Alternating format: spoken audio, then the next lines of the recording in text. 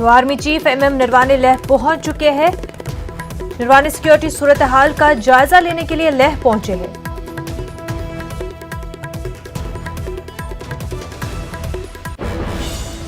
एक और बड़ी खबर, हिंदुस्तानी फौज ने एलएसी पर तैनाती में बदलाव किया। मशरक़ी लद्दाख की कई चोटियों पर बनाए गए नए पोस्ट।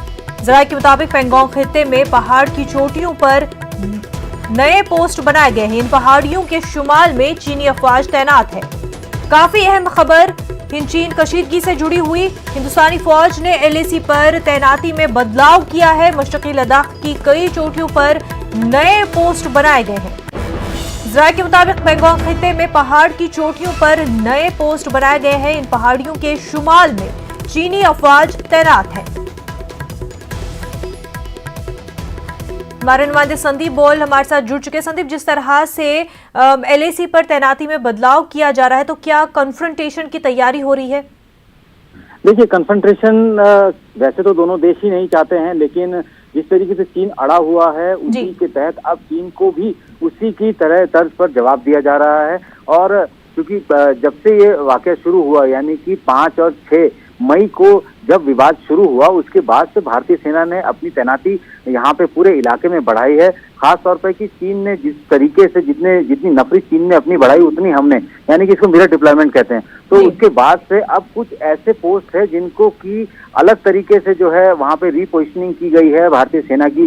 कई ऐसी चौकियां हैं, कई ऐसी पहाड़ की चोटियां हैं जिनके ऊपर जो है भारतीय सेना ने अपने जवानों को तैनात किया है। और वो चोटियां जो है उन चोटियों से काफी ऊंचाई पे है जहाँ पे कि चीन की सेना तैनात है। यानी कि हम लोग इस वक्त एडवांटेज पोस्ट पर हैं उन सब जगह, और वहां से हम लोग चीन की किसी भी गतिविधि को मॉनिटर भी कर सकते हैं। तो ये जो है एक ऑपरेशन का एक हिस्सा होता है। जैसे ही दूसरा पक्ष जो है अपनी रणनीति में बदलाव करता है, लेकिन इस बार ये अच्छी चीज हुई है कि भारतीय सेना ने उस रणनीति में, चीन की रणनीति में बदलाव होने से पहले ही अपनी रणनीति में बदलाव कर दिया है।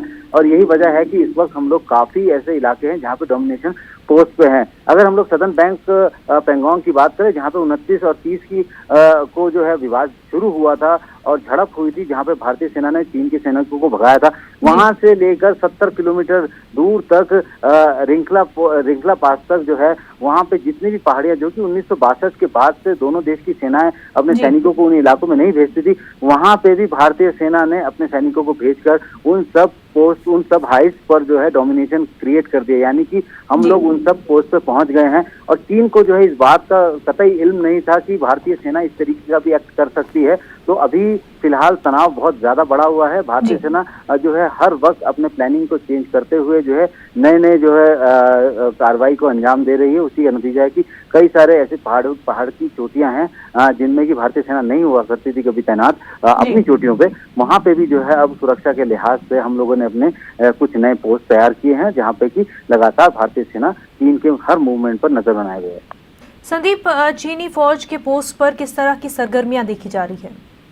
देखिए, चीनी पोस्ट पर सरगर्मियां यही है कि चीन जो है लगातार अपनी मौजूदगी वहां पे बनाए हुए हैं। क्योंकि अगर हाई ऑल्टीट्यूड की बात करें, ऊंची पहाड़ियों की बात करें, तो जो जितनी ऊंचाई तो होगा उसके पास उतना बड़ा एडवांटेज होगा।